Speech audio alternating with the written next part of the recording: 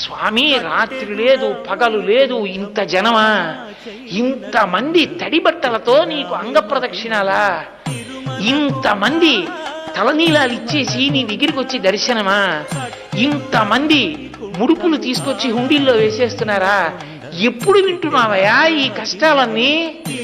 కళ్ళందుకే ఇలా నామాలు పెట్టేసుకుని నిద్రాముద్రాం నిఖిల జగతి రక్షణే జాగరూకం అని దక్షిణాయనంలో పడుకున్నవాడు ఆంతరంగంలోకి చూసినట్టు వచ్చే వాళ్ళ మనస్సులు చూస్తాడు.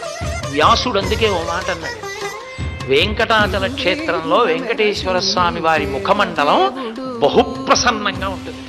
ఒక్కొక్క రోజున ఎంతో సంతోషంగా ఉంటుంది. అర్థం ఏమిటో తెలుసా? కొండ మీదకి ఎవరో ధార్మికులు వచ్చారని గుర్తు.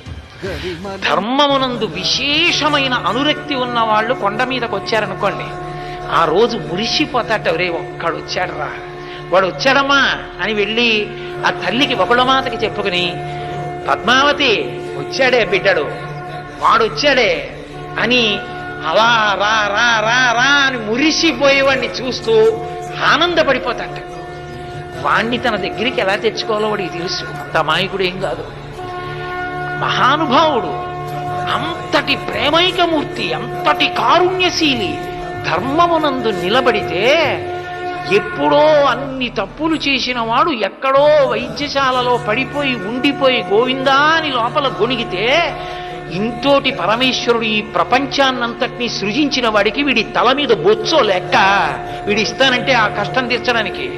వీడి తల మీద వెంట్రుకల కోసం తీర్చలేదు, వాడు పిలిస్తే పలకపోతే ఏడుస్తాడు, నేనున్నానని ఉపయోగం ఏమిటని తీర్చాడు. అది వెంకటేశ్వర మహాత్మ్యంలో పెద్ద